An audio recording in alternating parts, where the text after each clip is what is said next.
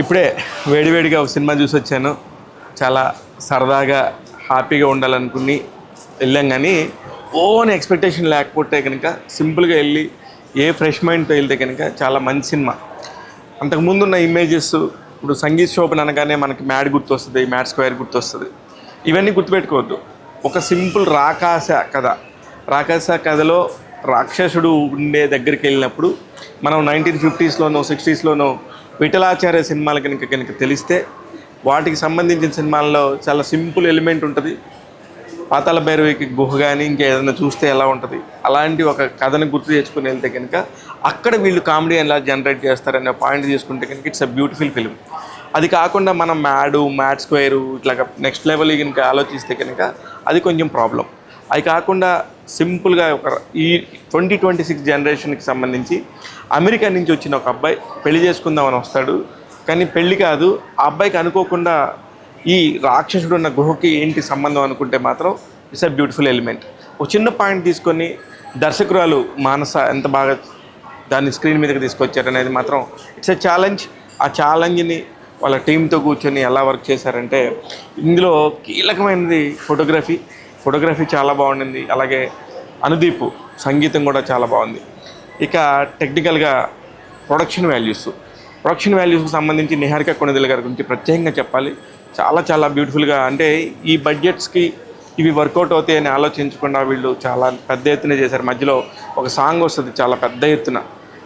ఇట్లాంటి ఒక పెద్ద సినిమాలకి మనం ఎక్స్పెక్ట్ చేస్తాం, కానీ ఇలా ఒక మిడ్ రేంజ్ ఫిలిమ్స్కి మనం ఎక్స్పెక్ట్ చేయం. బట్ దాన్ని కూడా చాలా బాగా తీసుకున్నారు.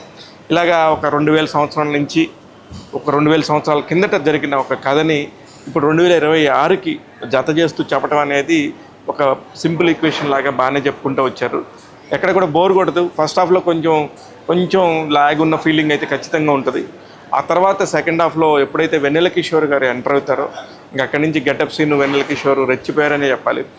మధ్యలో జబర్దస్త్ రోహిణి అయిండొచ్చు, లేకపోతే తనికెళ్ళ భరణి గారు అయిండొచ్చు, లేకపోతే రోషన్ 90s రోషన్, వీళ్ళందరూ కూడా చేసిన కామెడీ చాలా బాగుంది. హీరోయిన్ చాలా డీసెంట్గా ఆమె పని ఆమె చేసుకుంది. ఇలాగా మిగతా సినిమా క్రాఫ్ట్కి సంబంధించిన అంతా కూడా బాగుంటే, ఒక ఎక్కడ ఎమోషన్ ఉందంటే ఒక రాక్షసుడికి కూడా ప్రేమ ఉంటుంది, ఒక చంటి పిల్లని కూడా ఎంత బాగా ప్రేమించేస్తాడు అనే పాయింట్ మాత్రం నాకు చాలా బాగా నచ్చింది. ఇకపోతే ఎండ్ క్లైమాక్స్కి వచ్చేసరికి వాళ్ళు ఏం చెప్పాలనుకున్నారు అనే దానికి పర్ఫెక్ట్గా ఆయనకి తీసుకున్న ఉదాహరణ చాలా నచ్చింది నాకు. సంగీత్ శోభను చాలా కరెక్ట్గా అక్కడ బ్రెయిన్ పెట్టి పనిచేశాడని అన్న ఫీలింగ్ ఉంటుంది. ఎందుకంటే ఇదంతా కూడా మానస శర్మ బ్రెయిన్ చైల్డే.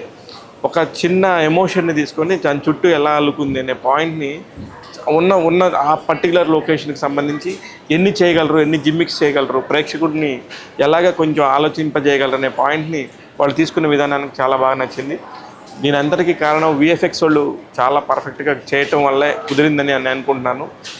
ఒక విలేజ్ స్టోరీ, ఒక చిన్న డ్రామా, ఎక్కువగా 90s ఇప్పుడు లేకపోతే మ్యాడ్ స్క్వేర్ ఇలాంటి పెద్ద సినిమాలు, అంటే పెద్ద బ్లాక్ బస్టర్లు సాధించిన సినిమాలని దృష్టిలో పెట్టుకొని ఈ సినిమా చూస్తే మాత్రం దెబ్బైపోతారు. అలా కాకుండా ఈ సినిమాలాగా చూస్తే మాత్రం అందరూ కూడా ఎంజాయ్ చేస్తారు. డెఫినెట్గా కూడా డైరెక్టర్ కానీ, హీరోయిన్ కానీ, మిగతా హీరో కానీ అందరూ కూడా వాళ్ళ పనులు కరెక్ట్గా కుదిరారు.